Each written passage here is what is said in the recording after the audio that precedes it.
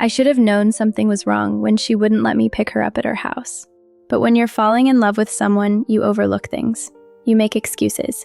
You tell yourself that her husband works from home and it's complicated, that they're separated but still living together for financial reasons, that she'll introduce you to her life when the time is right. You believe what you want to believe because the alternative, that you're the other man in someone's carefully constructed lie, is too painful to consider. Her name was Claire, and I met her at a gallery opening on a rainy October evening. I'd only gone because my sister was exhibiting and had guilt-tripped me into showing up. I was standing in front of a painting I didn't understand, holding cheap wine in a plastic cup when I heard her voice behind me. It's supposed to represent the dissolution of identity in modern consumer culture, she said. But honestly, I think it's just bad. I turned around and there she was. Dark hair, green eyes, wearing a black dress that was simple but elegant. She had this smile that was both warm and slightly mischievous, like she was constantly amused by something the rest of us were missing. "You don't like abstract expressionism?" I asked. "I like honesty. That painting is trying too hard to be profound. Sometimes a mess is just a mess, not a commentary on the human condition." We talked for 2 hours. She was smart and funny and had opinions about everything: art, politics, the pretentious people at the gallery who were clearly there to be seen rather than to see. She worked as an architect, designed mostly commercial buildings, but dreamed of creating something meaningful someday. She'd grown up in Boston, moved to Seattle for college, and never left. She loved hiking and hated cooking and read everything she could get her hands on. She didn't mention a husband. Not that night. Not when she gave me her number. Not when we had coffee 3 days later and talked until the cafe closed. The ring on her finger could have been anything: fashion jewelry, a family heirloom, something she wore for sentimental reasons unrelated to marriage. I didn't ask because I didn't want to know the answer. I wanted her to be available, unattached, mine. The truth came out on our 3rd date.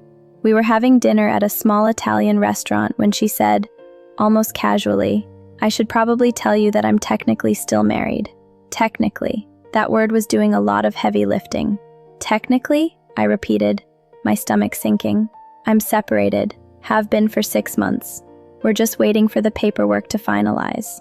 It's complicated. We own a house together, have joint accounts, all that messy stuff that takes time to untangle." "Are you still living together?" She hesitated, which should have been my second warning sign. "Temporarily.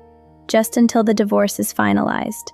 We have separate bedrooms. We barely speak. It's over in every way that matters. The marriage is just on paper now." "Does he know about me?" "He knows I'm seeing someone. We're allowed to. We're separated. The marriage is dead, Nathan. It died a long time ago. We're just going through the formalities of making it official." I wanted to believe her.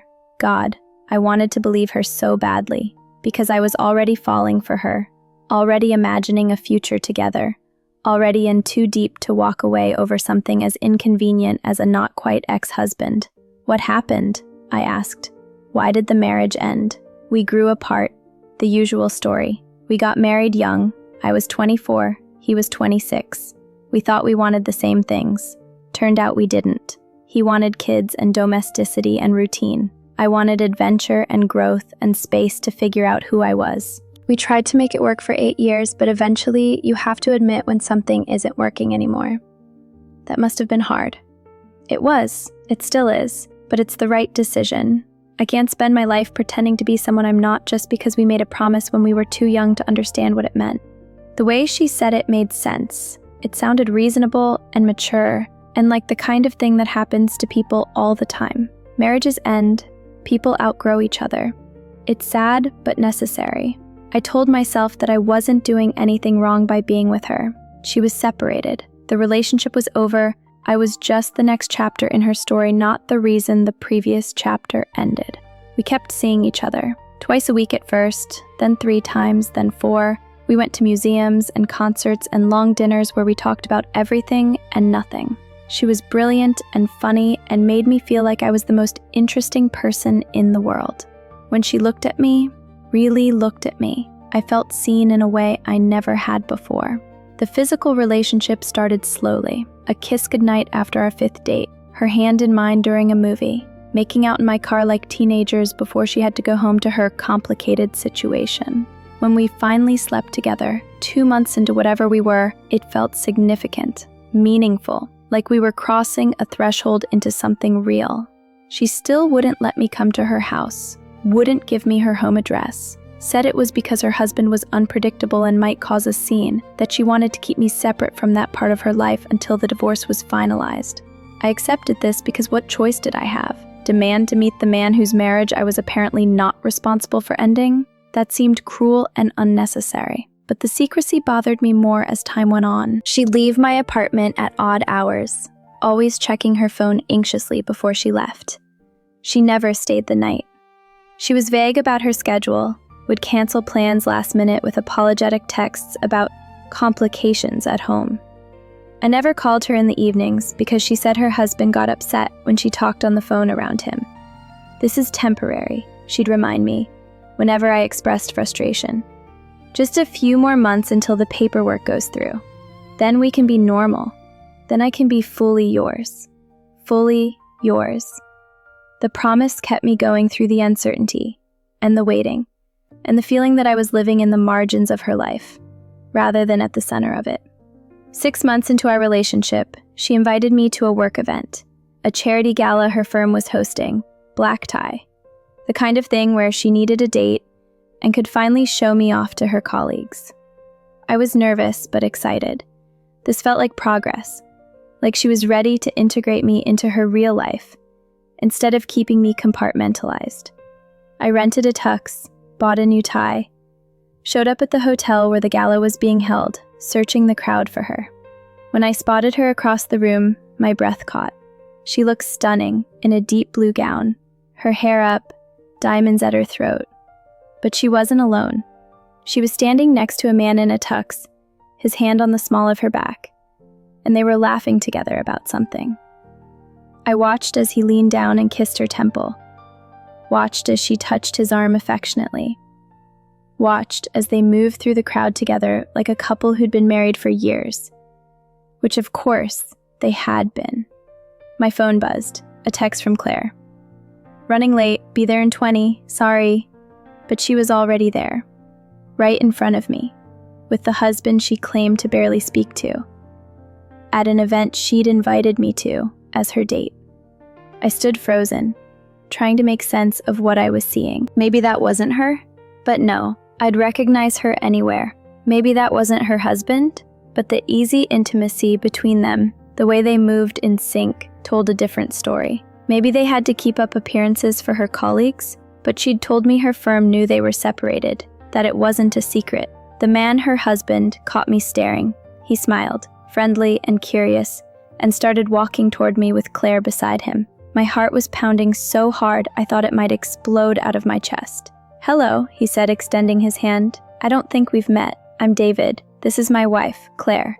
My wife, said with pride and certainty, not with the bitter resignation of a man in a dead marriage. I shook his hand automatically, unable to form words, looking at Claire for some explanation. Her face had gone pale, but she recovered quickly. This is Nathan, she said, her voice steady. He's a client. We've been working on a project together. A client. After 6 months of dating, of intimacy, of planning a future together, I was a client she was working with on a project. Nice to meet you, I managed to say. I was just leaving, actually. Not feeling well. Oh, that's too bad, David said. He seemed genuinely nice, genuinely concerned. Hope you feel better. Claire, you mentioned this project, the office complex downtown, right? She nodded, not meeting my eyes. Yes, that one. I walked out of that hotel in a daze, sat in my car in the parking lot, hands shaking, trying to breathe. My phone started buzzing immediately. Claire, calling. I didn't answer. She called 6 more times. Texted, please let me explain. It's not what it looks like. Please. But it was exactly what it looked like. I'd just met her husband, her very much still married to her husband, and realized that everything she'd told me was a lie. They weren't separated. They didn't have separate bedrooms. Their marriage wasn't dead. She was just having an affair and had convinced me I was something other than what I actually was. The other man. I drove home and poured myself a whiskey, then another, then another. My phone wouldn't stop ringing. Finally, I answered. You lied to me, I said before she could speak, about everything. I can explain. Can you? Can you explain how the husband you barely speak to was kissing you and calling you his wife? Can you explain how your dead marriage looked very much alive? Can you explain why you told him I was a client? I panicked. I didn't expect him to be there. He was supposed to be out of town. He was supposed to be out of town at an event you invited me to? Claire, that doesn't even make sense. She was crying now. Please, Nathan, just let me see you. Let me explain in person. I love you. You have to believe that. I don't have to believe anything anymore. I'm done believing you. It is complicated. The marriage, it's not good. We're not happy. I wasn't lying about that. But you were lying about being separated. You were lying about him knowing about us. You were lying about planning to leave him. How much of anything you've told me is actually true? My feelings for you are true. Everything between us is true. The rest, yes, I simplified things. But I was going to leave him. I am going to leave him. I just needed more time. More time for what? To keep both of us? To see how long you could maintain this lie? To figure out how to end an 8-year marriage? It's not as simple as just walking away. There are financial considerations, emotional complications. Does he know about me? The truth. Does he actually know you're sleeping with someone else? The silence that followed was answer enough. He doesn't, does he? He has no idea. You've been living a completely normal married life with him while telling me your marriage is over. It's more complicated than that. Stop saying it's complicated. You're not separated. You're not getting divorced. You're not planning to leave him. You're just cheating on your husband with me, and you lied to me about it, so I'd go along with it without feeling guilty. That's not fair. Nothing about this is fair. I asked you directly if you were married. You said you were separated. That was a lie. I asked if he knew about us. You said he did. That was a lie. I've been planning a future with you while you were going home to your husband every night and pretending I don't exist. How is any of that fair to me? I love you, she said desperately. I love you, and I was going to leave him. I just needed more time to figure out how. How much time? Another 6 months? A year? 10 years? When were you planning to tell me the truth? Or were you just going to keep stringing me along indefinitely? I'm going to leave him. I promise. I'll do it now. Tonight. I'll tell him everything and move out. We can be together for real. You're only saying that because you got caught. If I hadn't seen you with him tonight, you'd still be lying to me. You'd still be going home to him and pretending to be his faithful wife. That's not true, isn't it? Be honest with me for once. Were you actually planning to leave him before tonight? Or were you just keeping me around as your escape plan? Something to make your marriage more bearable? She didn't answer right away. And in that hesitation, I heard the truth. I was the escape plan. The fantasy. The exciting secret that made her regular life feel less suffocating. But she'd never actually planned to leave him. Why would she? She had the best of both worlds. A stable marriage and an exciting affair. I was the only one who thought we were building toward something real. I need to go, I said. Nathan, please. Don't call me again. Don't text. Don't show up at my apartment. We're done. But I love you. No, you don't. You love how I made you feel. You love having someone who thinks you're brave and adventurous and making hard choices. But you don't love me enough to actually choose me, and I deserve someone who does. I hung up, turned off my phone, poured another drink and sat in the dark trying to reconcile the woman I thought I knew with the one who'd just been revealed. How had I been so blind? The signs were all there. The secrecy, the odd hours, the way she never fully integrated me into her life. I'd seen what I wanted to see and ignored the rest. The next few days were brutal. I called in sick to work, couldn't eat, couldn't sleep. Just replayed every conversation we'd had, looking for the lies I'd missed. They were everywhere, once I knew to look for them. The way she'd been vague about her living situation. The way she'd never wanted to make long-term plans. The way she'd always had one foot out the door, ready to run back to her real life whenever necessary. I thought about calling David, telling him what his wife had been doing. But what good would that do? Blow up his life because mine had been blown up? Make him feel as stupid and used as I felt? I decided against it. This wasn't his fault. He was as much a victim of Claire's lies as I was, just in a different way. A week after the gala, there was a knock on my door. I opened it to find David standing there, looking tired and angry and broken. "Can I come in?" he asked. I stepped aside, let him enter, waited for the confrontation I probably deserved. He sat down on my couch, put his head in his hands. "She told me," he said finally, "about you, about the affair, about everything." "I'm sorry," I said, and meant it. "I thought you were separated. I thought your marriage was over." "She told me that we were separated," he finished. "Yeah, she told you a lot of things apparently. None of them true. If I'd known she was lying, I never would have. I believe you. I could tell from your face at the gala. You looked as shocked as I felt when she finally told me the truth." We sat in painful silence for a moment. "Why are you here?" I finally asked. "Because I needed to see the man my wife fell in love with. Needed to understand what was missing in me that she had to go looking elsewhere." "There's nothing missing in you. This isn't about you." "Isn't it? If I'd been a better husband, more attentive, more exciting." "Stop. I've spent the last week going through every conversation I had with her, looking for what I missed. The truth is, we both missed it. She's really good at lying, really good at compartmentalizing, really good at being exactly what each person needs her to be in the moment. She says she loves you," David said quietly, "that she's in love with you, that she wants to leave me and be with you." "She said that?" "Last night, after I threatened to leave her. She broke down and said I couldn't leave because she was planning to leave me for you anyway." I felt sick. I told her it was over, that I didn't want anything to do with her after she lied to me. "So neither of us wants her now," David said with a bitter laugh. "Ironic, isn't it? She was so busy trying to keep both of us that she lost us both." "What are you going to do?" "File for divorce, I think.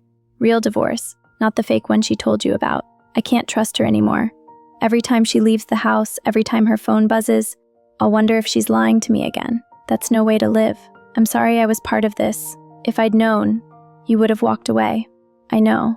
You seem like a decent guy who got caught up in someone else's mess. I'm not here to blame you. I'm here because I needed to know the truth about what happened. Claire's version of events changes depending on who she's talking to. I needed to hear your side." I told him everything. How we met, what she'd told me about their marriage, the promises she'd made about leaving him. He listened, without interrupting, his expression growing more pained with each detail. "She told me she was working late all those nights," he said when I finished. "I believed her because why wouldn't I? We'd been married for 8 years. You trust your spouse. You don't assume they're capable of this level of deception." "Same. I trusted her because people are supposed to tell the truth about whether they're married." "Did you love her?" he asked. "I thought I did. Now I don't know. I loved who I thought she was. But that person doesn't exist. She's just a performance Claire gave, tailored to what she thought I wanted to hear." David nodded slowly. "Yeah, I think I've been in love with a performance too. The woman I married wanted the same things I did, or at least, she said she did. Now I wonder if she was just telling me what I wanted to hear even back then. What did she actually want? I don't know. I'm not sure she knows. I think she wants to want things but doesn't actually want any of it enough to commit. She wants to be the woman who leaves her safe marriage for passionate love, but she also wants to be the woman in the safe marriage. She wants adventure but also security. She wants to be free but also attached. She's trying to have everything and ending up with nothing." It was the most perceptive thing anyone had said about Claire, and it came from the husband she'd been cheating on. "You understand her better than I did," I said. "I've had 8 years to learn how she operates. You only had 6 months. Don't beat yourself up for not seeing through her. She's had a lot of practice at this." "You think she's done this before?" "I don't know, but I'm going to find out. If she can lie this convincingly about you, what else has she lied about?" He stood up to leave, then turned back. "For what it's worth, I don't hate you. You were lied to just like I was. We're both victims here." "Doesn't feel like it. Feels like I should have known better." "Maybe, but sometimes people are so convincing in their lies that seeing through them would require you to be paranoid and suspicious of everyone. That's no way to live either. After he left, I sat in my apartment feeling hollowed out. I'd lost a woman I thought I loved, but more than that, I'd lost my ability to trust my own judgment. How could I ever believe someone again after this? How could I take anyone at their word when I'd been so thoroughly deceived? Claire tried to contact me several more times over the next few weeks. Long emails about how sorry she was, how she'd made a mistake, how she really did love me and wanted to make it work. I deleted them all without reading past the first paragraph. She sent flowers to my office with a note that said, "I choose you." But she didn't choose me. She'd had 6 months to choose me, and had chosen her husband every single night when she went home to him. I ran into her 3 months later at a coffee shop near my office. She looked different, thinner, tired, like she hadn't been sleeping. She saw me and froze, and for a moment I thought she might leave. But instead she walked over. "Nathan," she said softly, "how are you?" "Fine. I've been trying to reach you." "I know. Why won't you talk to me?" "Because there's nothing left to say. You lied to me about everything that mattered. Why would I want to talk to you?" "Because I love you. Because what we had was real, even if the circumstances were complicated." "Stop calling it complicated. It's not complicated. It's simple. You cheated on your husband with me and lied to me about it. That's not complicated. That's just wrong." "I'm divorced now," she said, like that changed anything. "David and I finalized everything last month. I'm free. We can be together now if you still want that. You're only divorced because you got caught. If I hadn't seen you with him that night, you'd still be married, and I'd still be your dirty secret." "That's not true. I was going to leave him." "When? You kept saying you needed more time, but time for what? You were never going to leave him. You just liked having both, the stability of marriage and the excitement of an affair. You only divorced him because keeping up the charade became impossible. I made mistakes. I'm sorry. But my feelings for you were real. They are real. Maybe they were, but they weren't real enough to choose me when it mattered. They weren't real enough to tell me the truth. They weren't real enough to risk anything for. So no, I don't want to be with you now that you're conveniently available." She started crying. "I lost everything for you. My marriage, my home, my life as I knew it. And now you're throwing that away? You didn't lose it for me. You lost it because you got caught lying to both of us. Don't make yourself the martyr here. You destroyed your own life, and you tried to take me down with you. So that's it? You're just done?" "Yeah, I'm done. I'm done being lied to. I'm done being someone's backup plan. I'm done with you." I walked out of that coffee shop and didn't look back. She called a few more times after that, left voicemails I didn't listen to. Eventually, the calls stopped. A year later, I was in a new relationship with someone who'd never been married, who had no secret life I was competing with, who was honest about everything, even when the truth was uncomfortable. Her name was Rachel, and she was nothing like Claire.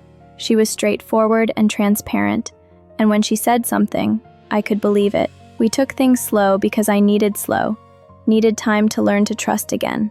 "You seem guarded sometimes," Rachel said one night over dinner, "like you're waiting for me to disappoint you." "Sorry. Past relationship stuff. I'm working on it. Do you want to talk about it?" I told her the abbreviated version. Met a woman, fell for her, found out she was married and not separated like she'd claimed. Rachel listened without judgment. "That must have been devastating," she said when I finished. "It was. Still is sometimes. I keep second-guessing myself, wondering if I'm being naive again." "You're not. I'm not hiding a secret husband. I'm not lying about my life. I'm just me. Boring, uncomplicated me who works too much and has no mystery whatsoever." Boring and uncomplicated sounds perfect right now.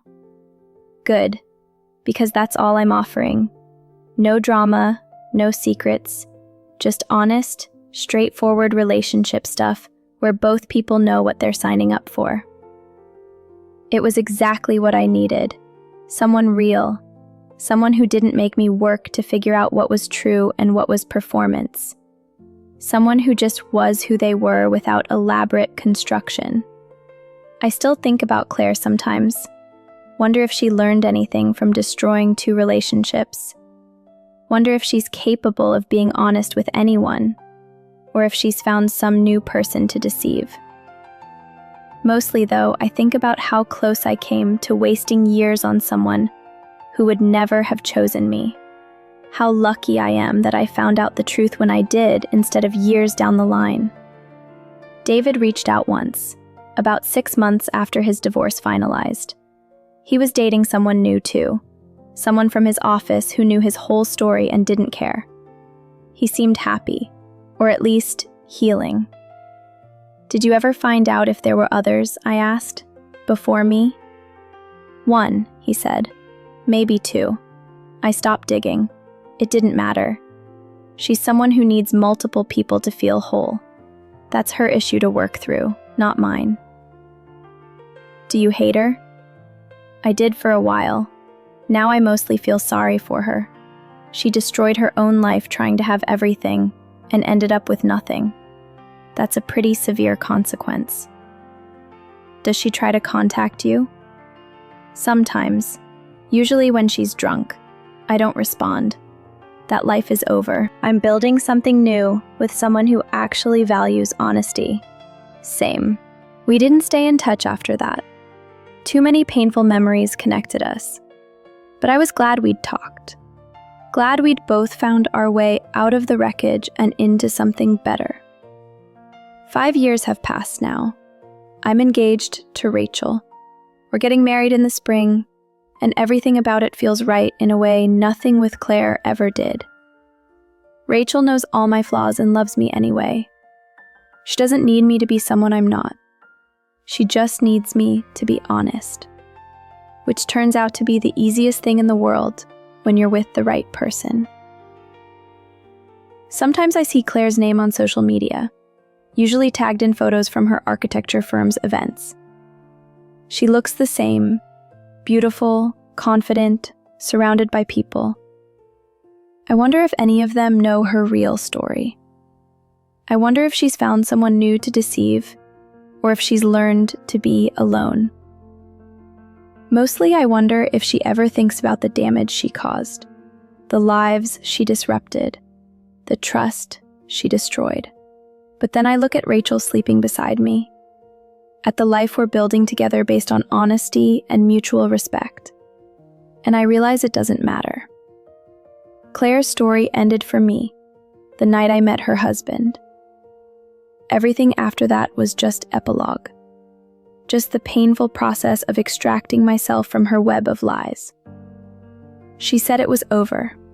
Her marriage, her commitment to someone else, any obstacle to us being together. But it wasn't over. It was never over. And by the time I met her husband and learned the truth, I'd already wasted 6 months of my life on a fantasy she'd constructed to serve her own needs. The lesson I learned was simple but brutal. When someone tells you their situation is complicated, believe them. When they won't let you into their real life, there's a reason. When they keep promising the future will be different, but the present never changes, trust your instincts. The truth is usually simpler than the complicated explanations. If someone seems too good to be true, they probably are. But I also learned that you can recover from betrayal. That being deceived doesn't make you stupid. It makes you human. That trusting people is still worth the risk, even when that trust gets violated. Because the alternative is closing yourself off completely. And that's no way to live. I'm grateful for Rachel, grateful that Claire's lies were exposed before I wasted years instead of months. Grateful that David had the courage to come talk to me instead of making me the villain. Grateful that I learned what real honesty looks like by experiencing its absence. She said it was over, but she was lying. The marriage, the commitment, the life she had with someone else, none of it was over. And I was the fool who believed her until I met her husband and learned the truth. But at least I learned it. At least I got out. At least I found something real afterward.